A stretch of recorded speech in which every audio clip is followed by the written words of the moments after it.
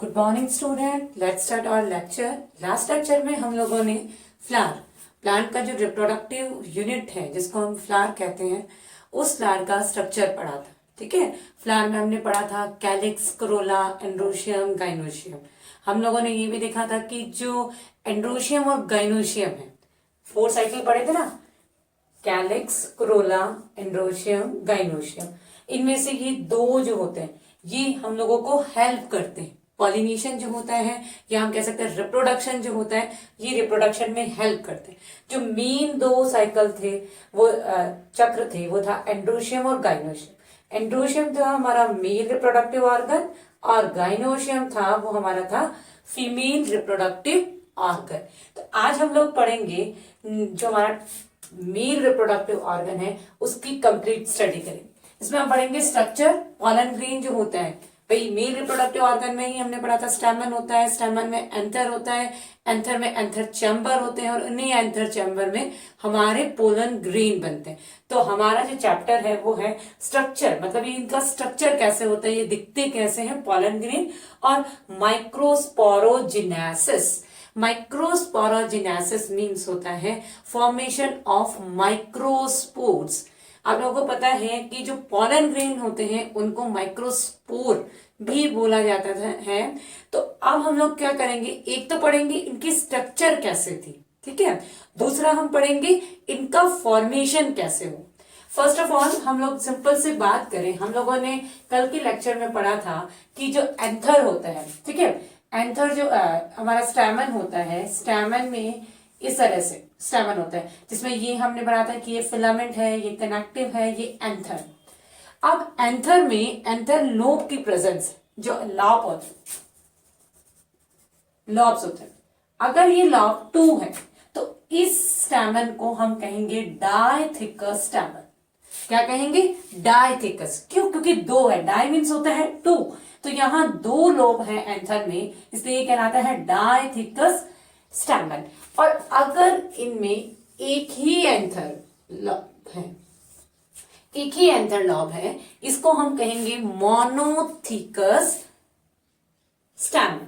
क्या कहेंगे? Mono means 1, thecous stamen, mono. इसके लिए जब भी वर्ड आए एक लॉब वाला हो तो उसके लिए जो टर्म्स यूज करेंगे वो करेंगे हम मोनोथिकस, और अगर 2 आते हैं लॉब तो उसको हम कहते हैं डायथिकस स्टैमन और मोनोथिकस स्टैमन।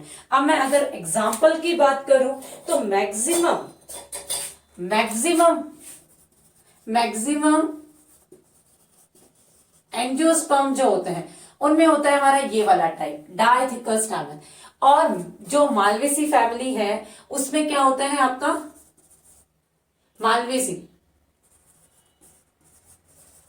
मालवेसी जो फैमिली है उसमें होता है हमारा मोनोथिकस। अगर डायथिकस होगा उसमें एक लॉब में 2 माइक्रोस्पोरेंजिया होंगी, तो इसमें कितनी हो गई? 4 माइक्रोस्पोरेंजिया, और यहां पर कितनी होंगी? 2 माइक्रोस्पोरेंजिया। कुछ प्लांट्स होते हैं उनमें क्या होता है कि जो एंथर में लॉब तो 2 होते हैं, लेकिन ये जो लॉब डायथिकस होगा स्टैमन, लेकिन इनमें कुछ ऐसा स्ट्रक्चरल चेंज आ जाता है कि ये थोड़े से इनमें वेरिएशन आ जाती है, इनमें थोड़ा सा कह सकते हैं हम बहुत ही किसी वजह से चेंजेस आ जाता है। अगर हम बात करें कि जो हमारी लैमिएसी फैमिली है, ठीक है, इस बार हम लोग डिफरेंट टाइप के फैमिलीज पढ़ेंगे, उनमें से एक फैमिली है लैमिएसी, ठीक है। लैमिएसी, जिसको लैमिएटा भी बोलते थे पहले, अब उसका चेंज हो गया नाम लैमिएसी। लैमिएसी फैमिली में जो एंथर जो थे वो इस तरह से डायथिकस एंथर थे, लेकिन उनमें कुछ चेंजेस हुआ, स्ट्रक्चरल चेंज हुआ, उसकी वजह से ये जो कनेक्टिव होती है, जो हम लोग एंथर में पढ़ते हैं ना कि ये एंथर है, ये कनेक्टिव है, ये फिलामेंट है, तो जो कनेक्टिव होती है वो क्या हो जाती है? एनलार्ज हो जाती है, बड़ी हो जाती है। और बड़ी होने से ये जो दोनों लॉब है जो पहले एक साथ में थी एंथर लॉब, वो दोनों एंथर लॉब अलग अलग हो जाते हैं, प्रोस्टीरियर एंथर लॉब और एंटीरियर लॉब। ये जो लॉब है, प्रोस्टीरियर एंथर लॉब है, वो क्या होता है, उसमें तो पॉलन ग्रेन फॉर्मेशन की कैपेसिटी होती है, इसलिए वो फर्टाइल लॉब हो गया, और इसमें पॉलन ग्रेन फॉर्म करने की कैपेसिटी नहीं होती, तो ये क्या हो गया? स्टेराइल लॉब हो गया। ये जो हमने जो स्ट्रक्चर बनाया है वो बनाया है साल्विया के एंथर का। साल्विया जो है वो लैमिएसी फैमिली का एक मेंबर है। उसमें क्या होता है कि इस वजह से जो है एक कनेक्टिव की एनलार्जमेंट की वजह से पोस्टीरियर और एंटीरियर जो लॉब है वो डिफरेंट डिफरेंट अलग अलग हो जाते हैं। और अब ये दिखने में ये क्या लगेगा हमें कि ये मोनोथिकस है, ठीक है, लेकिन ये होता कैसा है, डायथिकस। ये एक स्टेराइल होने की वजह से ये हमें मोनोथिकस लगता है। नेक्स्ट अब हम लोग बात करेंगे, वो बात करेंगे नेक्स्ट हमारा जो टॉपिक होगा वो formation of microsporangia means microsporogenesis पढ़ेंगे।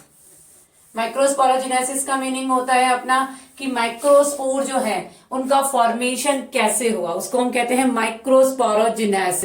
हम लोग पढ़ेंगे पॉलन ग्रेन का स्ट्रक्चर। जब पॉलन ग्रेन बन जाएगा पहले हम लोग पढ़ेंगे माइक्रोस्पोरोजेनेसिस मीन्स ये जो माइक्रोस्पोर थे वो फॉर्म कैसे हुए। स्टार्टिंग में आप लोगों को पता है कि जो फ्लावर होता है वो क्या होता है, एक बर्ड फॉर्म में होता है, कलिका के रूप में होता है, वो बंद होती है, ठीक है। अभी जो बंद थी उस कंडीशन में जो एंथर फॉर्म करने वाली जो सेल थी, जो एंथर का फॉर्मेशन करती है, वो कैसी होती है, हमारी राउंड स्ट्रक्चर होती है, गोल संरचना होती है और अनडिफरेंशिएट होती है, ठीक है, मतलब विभेदित नहीं होती, एक गोल कलर की संरचना होती है। फिर क्या होता है, इसमें एक कोई कंप्रेशन लगता है, मतलब दबाव लगता है। आप लोगों ने देखा होगा कोई भी बलून है, बलून में हम क्या करते हैं, उसको बीच में से पिचकाते हैं, दबाते हैं, तो क्या होता है, जो एयर है वो एक साइड ज्यादा हो जाती है और वो क्या करता है, आउटग्रोथ के फॉर्म में निकल जाता है। उसी तरह से जो एंथर जो था उसकी जो सेल थी वो सेल क्या हो गई, आपस में दब गई। दबने की वजह से एक क्वाड्रेंगुलर स्ट्रक्चर फॉर्म हुई इस तरह से, ठीक है। ये क्वाड्रेंगुलर स्ट्रक्चर जो थी उसकी जो चारों कॉर्नर्स थे, उस चारों कॉर्नर्स पे जो सेल्स थी उन सेल में जो साइटोप्लाज्म था वो क्या हो गया, डेंस, मतलब सघन साइटोप्लाज्म हो गया, बहुत ज्यादा साइटोप्लाज्म हो गया। और बहुत ज्यादा साइटोप्लाज्म होने की वजह से ये इस तरह से सेल्स में डबल। अगर मैं एक सिंगल सेल की यहां बात करूं तो इस एक को हम कहते हैं आर्कीस्पोरियल सेल, ठीक है। सब में इधर भी आर्कीस्पोरियल सेल होगी, इधर भी आर्कीस्पोरियल सेल होगी, इधर भी आर्कीस्पोरियल सेल होगी। एक सिंगल आर्कीस्पोरियल सेल जो होगी उसमें क्या होता है, वही सारी चीजें इन सब में होगा, इन सब में होगा। तो अगर मैं एक बात करूं, एक आर्कीस्पोरियल सेल, इस आर्कीस्पोरियल सेल में सबसे पहले पेरिक्लिनल डिवीजन होगा, परिणत विभाजन मींस लेयर में इंक्रीजमेंट।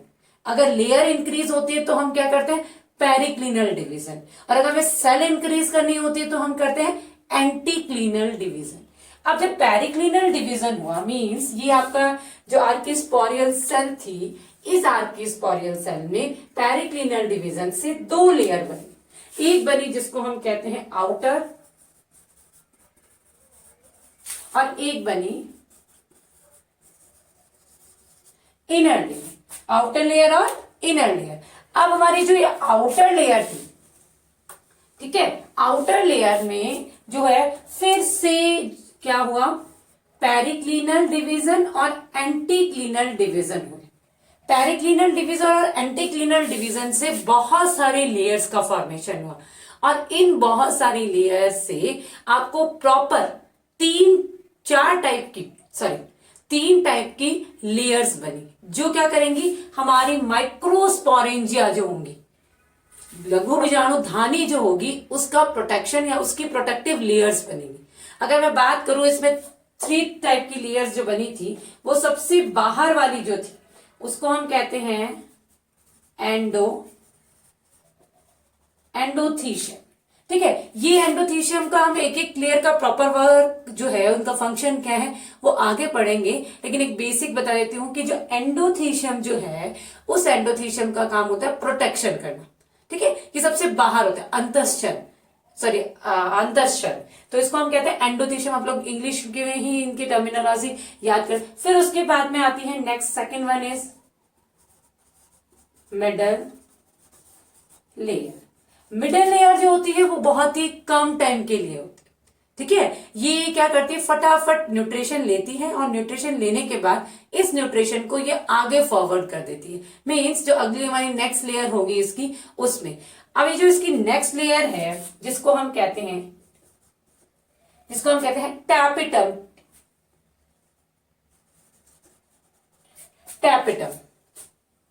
टैपेटम जो होती है वो सबसे इंपॉर्टेंट लेयर होगी, क्लियर। ये क्या करती है, इसकी न्यूट्रिटिव लेयर होती है, जो क्या करती है, न्यूट्रिशन को आगे फॉरवर्ड करती है। ये मेनली क्या करती है, न्यूट्रिशन को आगे फॉरवर्ड करती है।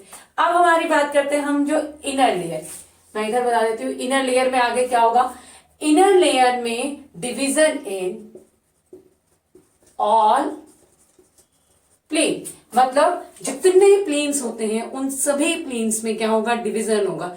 ओनली एंटीक्लिनर और पेरिक्लिनर नहीं होगा, जितने प्लेन में है उन सभी प्लेन में क्या होगा, डिवीजन होगा। और सभी प्लेन में डिवीजन होगा क्या, तो क्या होगा, अ ग्रुप ऑफ सेल बनेगा। क्या बनेगा, अ ग्रुप ऑफ सेल, कोशिकाओं का समूह बनेगा। इसको हम कहेंगे माइक्रोस्पोरेंजियल टिश्यू।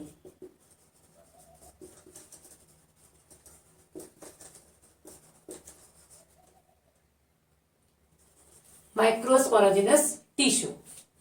अब ये माइक्रोस्पोरोजिनस टिश्यू जो है, इस टिश्यू की जो सेल माइक्रोस्पोर का फॉर्मेशन करेगी उसको हम बोलेंगे माइक्रोस्पोर मदर सेल। ये क्या होगी हमारी माइक्रोस्पोर मदर सेल।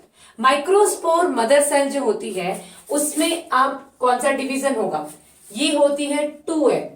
एक चीज हमेशा दिमाग में रखना कि gamete is always haploid, gamete हमेशा हैप्लॉइड होंगे, n होंगे, और zygote is always diploid, zygote हमेशा क्या होगा, 2n होगा। तो जो हमारा माइक्रोस्पोर मदर सेल थी, इसमें मियोसिस होगा, अर्धसूत्री विभाजन, और अर्धसूत्री विभाजन से क्या बनेंगे हमें, माइक्रोस्पोर।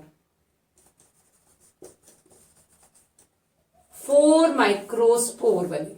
क्या मिलेंगे, 4 माइक्रोस्पोर, जिन्हें माइक्रोस्पोर टेटार्ड भी बोलते हैं। ठीक है, तो इस प्रोसीजर को एक बार फिर से हम लोग एक बार रिवाइज करेंगे। सबसे पहले जो हमारा एंथर है, जब वो बर्ड स्टेज में होगा, तब उसमें ये राउंड अनडिफरेंशिएट अविभेदित सेल होगी। इसमें प्रेशर की वजह से मॉडिफाई होने की वजह से ये क्या होगा, क्वाड्रेंगुलर स्ट्रक्चर में चेंज होगी। क्वाड्रेंगुलर स्ट्रक्चर में जो कॉर्नर्स पर जो सेल होंगी, उन कॉर्नर की सेल में जो है डेंस साइटोप्लाज्म की प्रेजेंस से इनको हम बोलेंगे आर्कीस्पोरियल सेल।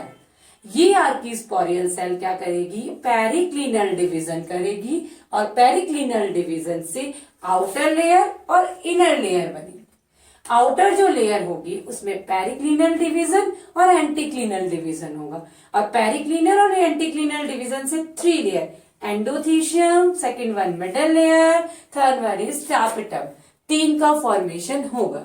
अब हम बात करें इनर लेयर में, इनर लेयर में हर प्लेन में डिवीजन होगा, और हर प्लेन में डिवीजन होने से अ ग्रुप ऑफ सेल, जिसको हम टिश्यू बोलते हैं, माइक्रोस्पोरेंजियम टिश्यू का फॉर्मेशन होगा। माइक्रोस्पोरेंजियम जो टिश्यू है, उसमें जो कोई भी जो सेल माइक्रोस्पोर का फॉर्मेशन करेगी उसको हम बोलेंगे माइक्रोस्पोर मदर सेल। ठीक है, माइक्रोस्पोर मदर सेल डिप्लॉइड होती है, इसमें मियोसिस होगा, और मियोसिस से 4 माइक्रोस्पोर बनेंगे, या इसको हम कहेंगे माइक्रोस्पोर टेट्राड।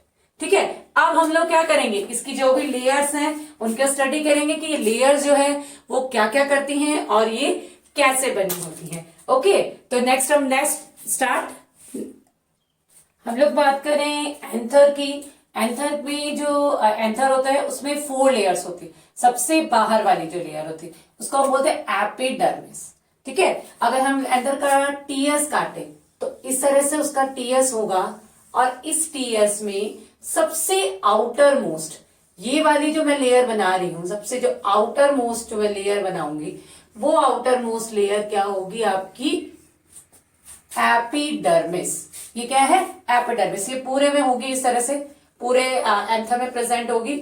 और ये जो हमारी एपिडर्मिस होती है, ये क्या करती है, इसको प्रोटेक्शन, इसका काम यूनिलेयर होती है, एक ही लेयर बनी होती है। ठीक है, और इसका मेन फंक्शन जो होता है वो होता है एंथर को प्रोटेक्ट करना।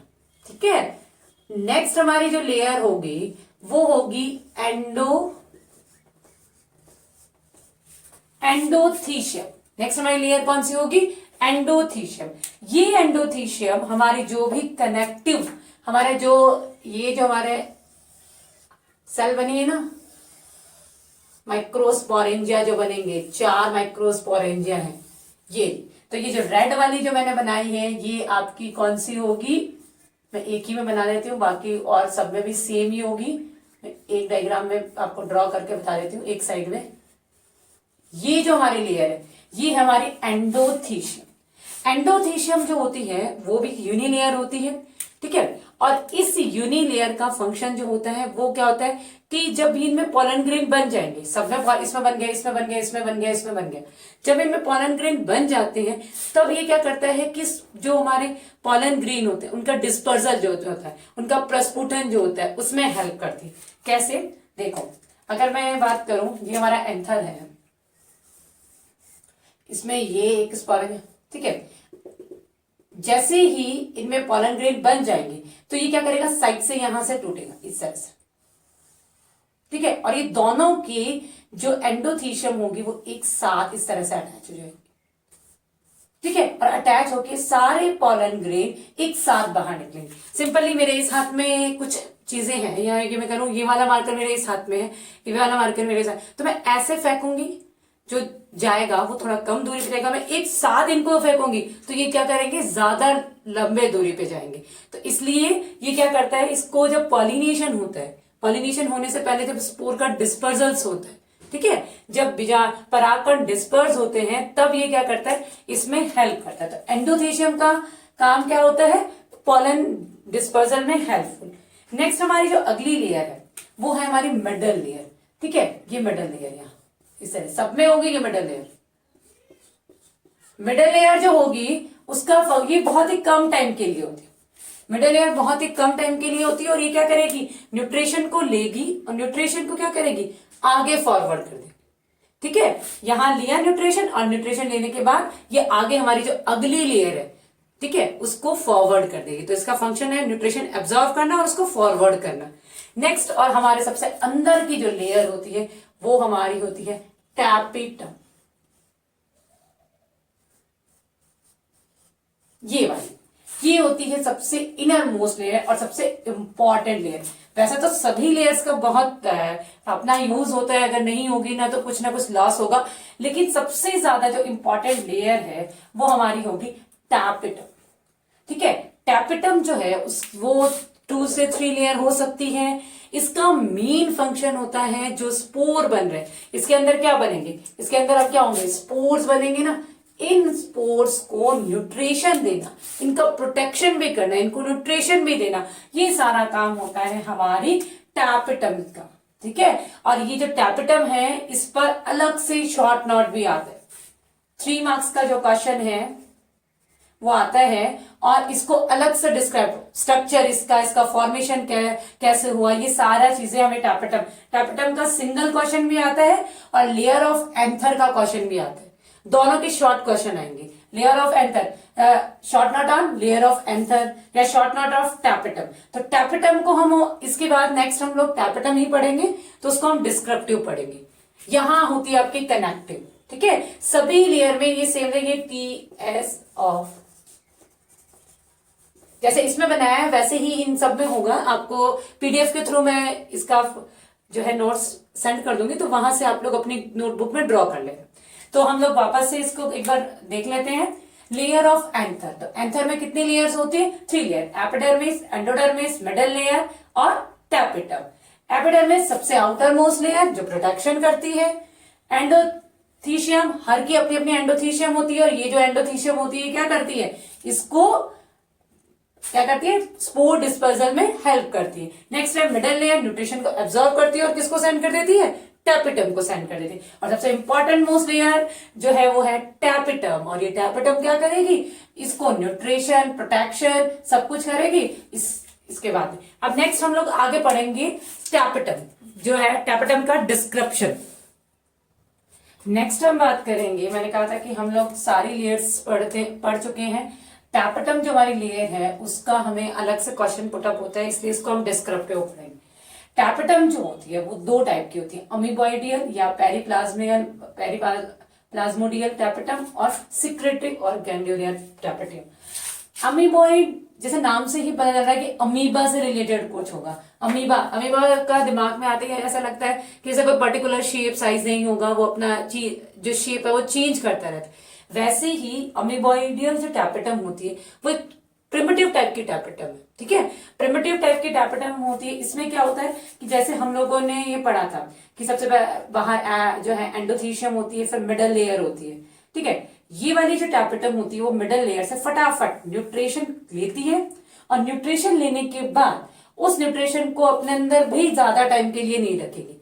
क्या करेगी, अंदर जो स्पोर का जो माइक्रोस्पोरोजिनेसिस टिश्यूज जो होंगे, उन टिश्यूज को ये क्या कर देगी, फटाफट उसके चारों तरफ अपने सेल्स, इनकी जो सेल होगी, टैपेटम की जो सेल होगी, वो मिडल लेयर से क्या करेगी, न्यूट्रिशन लेगी।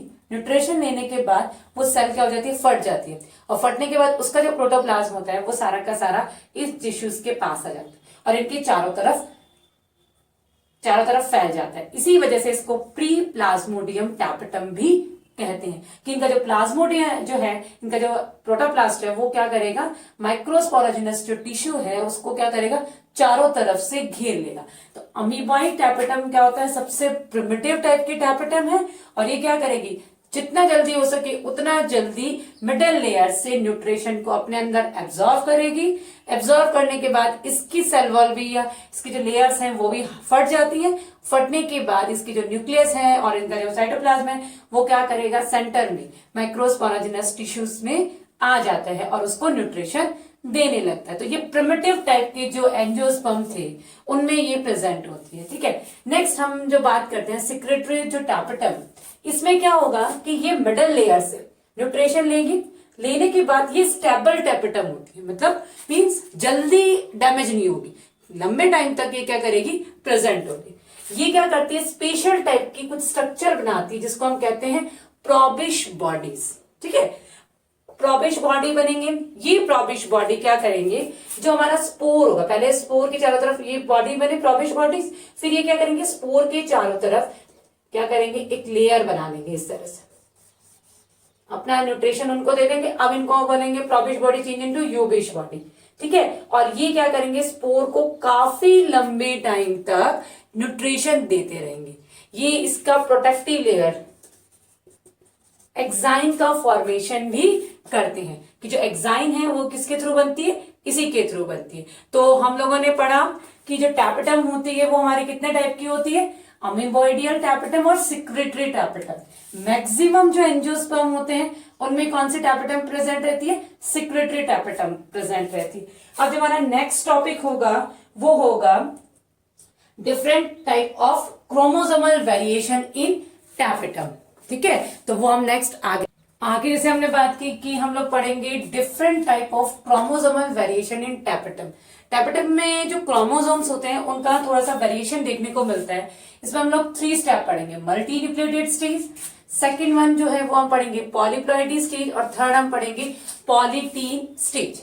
जो हमारी फर्स्ट स्टेज है जिसको हम कह रहे हैं मल्टी न्यूक्लियोटाइड स्टेज, मल्टी मतलब ज्यादा, बहुत सारे, और न्यूक्लियोटाइड स्टेज मतलब न्यूक्लियस की प्रेजेंस। जैसे मान लो ये एक सेल है, ठीक है, इस सेल में ये आपका न्यूक्लियस है। कैरियोकाइनेसिस आपने पढ़ा होगा, कैरियोकाइनेसिस, साइटोकाइनेसिस।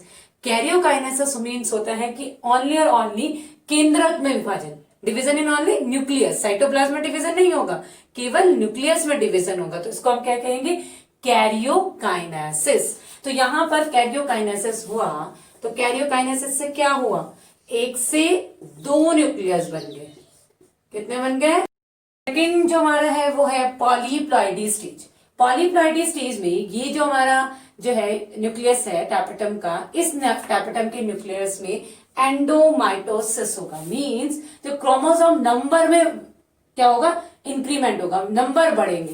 तो क्या होगा, यहाँ 2 है एंडोमाइटोसिस, तो यहाँ क्या हो जाएंगे 4। ये 2n कंडीशन है तो ये हो गई 4n कंडीशन।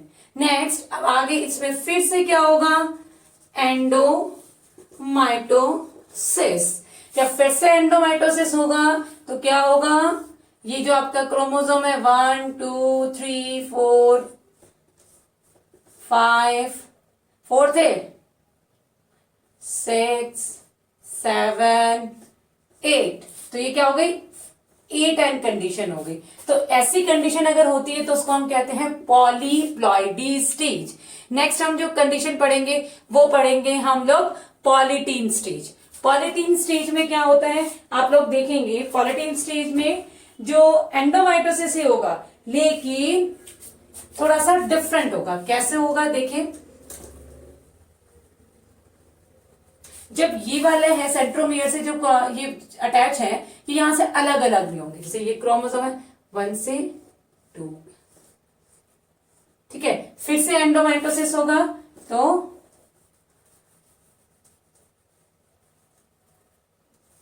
1 2 3 4 1 2 3 4 1 2 3 4 1 2 3 इस तरह से कंडीशन आ जाएगी, ठीक है। मतलब पॉलीटीन, जो पॉलीटीन क्रोमोसोम पढ़ा था ना, तो उस तरह से ये पॉलीटीन क्रोमोसोम जैसे स्ट्रक्चर ले लेते हैं। तो हम लोगों ने जो कैपिटल में वेरिएशन पढ़ा उसमें एक पढ़ा multi nucleotide stage. Multi nucleotide stage में क्या होगा, इसमें क्या होगा, माइटोसिस होगा, कैरियोकाइनेसिस होगा। कैरियोकाइनेसिस से आपके 2 बने, फिर से कैरियोकाइनेसिस हुआ तो एक ही सेल में आपके 4 न्यूक्लियस बन गए, ठीक है। पॉलीप्लॉइडी स्टेज में क्या होगा कि आपका जो क्रोमोसोम है इसमें क्रोमोसोम नंबर इंक्रीज होंगे, ठीक है। तो कैसे क्या होगा कि इसमें अगर हम देखें एक सेल में 1 2 3 4 फिर से हुआ तो एक ही में 4 से A10 कंडीशन आएगी। और पॉलीप्लॉइडी स्टेज में क्या होगा, एंडोमाइटोसिस होगा, सेंट्रोमियर से क्रोमोसोम जो है वो अलग अलग नहीं होंगे, एक साथ जुड़े रहेंगे और इस तरह से पॉलीटीन कंडीशन आ जाती है। नेक्स्ट इसमें एक और स्पेशल टाइप हम लोग पढ़ते हैं वो है, नेक्स्ट इसमें एक स्पेशल टाइप की कंडीशन भी आती है रेस्टिट्यूशनल न्यूक्लियस, प्रत्यानयन केंद्रक। रेस्टिट्यूशन न्यूक्लियस जो है वो लीनियम जो स्पीसीज है उनमें प्रेजेंट होता है। इसमें क्या होता है कि जैसे सेल डिवीजन हम लोग पढ़ते हैं, प्रोफेज, मेटाफेज, एनाफेज, टीलोफेज। जो एनाफेज स्टेज आती है, एनाफेज स्टेज में क्या होता है, हम लोग देखते हैं कि जो दोनों पोल्स होते हैं उनमें क्रोमोसोम क्या करते हैं, मूव करते हुए चले जाते हैं। यही होता है ना, मूव करके चले जाते हैं। तो इनमें क्या हो, जैसे क्रोमोसोम एनाफेज तक मूव करे। टीलोफेज में क्या होता है, इनमें साइटोप्लाज्म एंड तक जो साइटोप्लाज्म है उसमें साइटोकाइनेसिस हो जाता है, मीन साइटोप्लाज्म अलग अलग हो जाता है। लेकिन ये लीनियम स्पीसीज जो है उनमें क्या होता है, या इस तरह की जो कंडीशन होती है उसमें क्या होता है कि साइटोकाइनेसिस ना हो और ये क्रोमोसोम इसी तरह से डंबल शेप में, ये जो डंबल होता है ना हमारा बॉडी बिल्डिंग करते हैं, उस डंबल शेप में क्रोमोसोम अगर प्रेजेंट रहे तो उसको हम कहते हैं रेस्टिट्यूशनल न्यूक्लियस, ठीक है। तो ये हमारे वो different type of chromosomal variation in tapetum, ठीक है। इसके बाद हमारा जो है आगे के जो टॉपिक है वो हम लोग नेक्स्ट क्लास में पढ़ेंगे। Okay, thank you.